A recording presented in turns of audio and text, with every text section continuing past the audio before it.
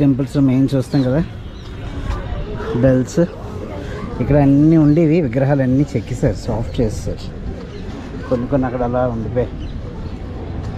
ఇంకా ఇక్కడ temple architecture,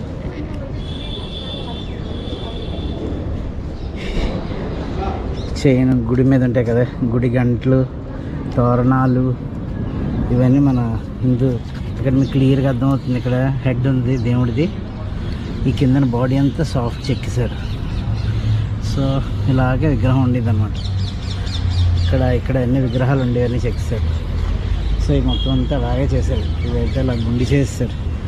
ఈ డిజైన్ చూస్తున్నారు కదా, క్లియర్గా అర్థమవుతుంది మీకు. బెల్స్